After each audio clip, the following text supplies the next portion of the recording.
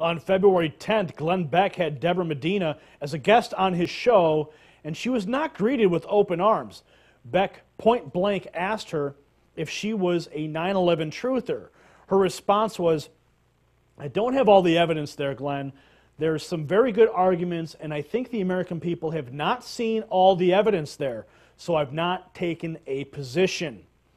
After more hard questioning about 9/11 truthers, Medina signed off while Beck and another guest continued to belittle her by saying, "Wow, the fastest way back to 4%. But after all was said and done, and the ratings were out, it was clear to see Medina has a lot of support all around the country. Beck lost nearly 500,000 viewers over the 2 days following his rude and unpleasant interview with the Texas gubernatorial candidate. Sunday night, CNN used a pivotal 2-hour window of primetime television not to report the latest news affecting our nation and the world. Rather, CNN aired Cyber Shockwave, a simulated real-time government response to a fictional cyber attack on the United States. A panel of former government officials, debated response, while fake news updates warned viewers of impending doom. I mean, it felt like War of the Worlds. Panelists included former Homeland Security Secretary Michael Chertoff, former Director of National Intelligence John Negroponte, and former White House Homeland Security Advisor Fran Townsend. But what was the true intention of utilizing such a significant time block for a simulation?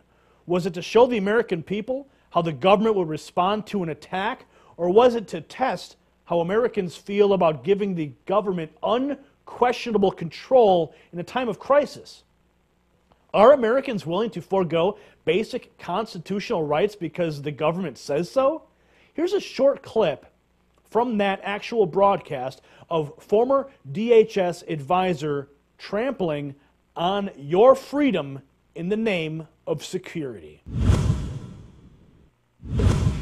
In terms of the mechanism for coordinating the response here and getting all the various entities, federal, state, local, private sector involved, are you satisfied, based on what we've seen here today, that we can tell the President the architecture is right, or do we need to have some override that allows a unified response in a catastrophic event like the kind we have here? I think that the sector system that we have in place worked the way it was expected to work. It wasn't built for a catastrophic event. And so do I think that you need an override? The answer is yes, I do. And this is, look, when you get into this magnitude of a crisis, to the Attorney General's point, we're in the better to ask forgiveness than permission. You no longer have time to be arguing the legal argument about authorities. You need to act. Ben Franklin would be so proud. My goodness. Let's just all trade our freedom for security, shall we? Anyway, Utah is preparing to fight the federal government for control of millions of acres of land. Like many western states, the federal government owns roughly 60% of the land in Utah.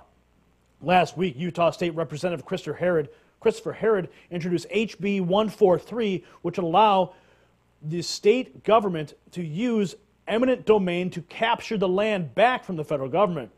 Herod believes the federal government has misused the natural resources of the land, which has only damaged Utah's economy in a time when the federal government is facing serious budget deficits and a bloating bureaucracy.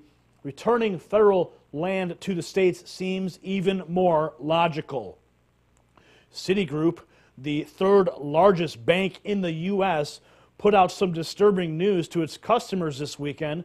The blurb on statements received by Citi customers read, "Effective April 1st, 2010, we reserve the right to require 7 days advance notice before permitting a withdrawal from all checking accounts. While we do not currently exercise this right and have not exercised it in the past, we are required by law to notify you of this change." Over the last 18 months, more and more rumors about a major bank run, such as the 2008 June 5th bank run, have been floating around because the economy has not yet made a major turnaround. Originally, the statement only stated that the 7-day advance notice applied to Citi customers in Texas, but the latest statement from Citi makes it sound like a nationwide regulation. They said that they don't plan on using this regulation in the future, but they needed to notify their customers because of the Federal Reserve. They require standard FDIC-covered accounts called Now accounts to have the 7-day withdrawal notice. All right, now we're going to take a quick break, but come back with more coverage of the IRS incident in Texas and with that exclusive interview with former IRS Special Agent Joseph Banister.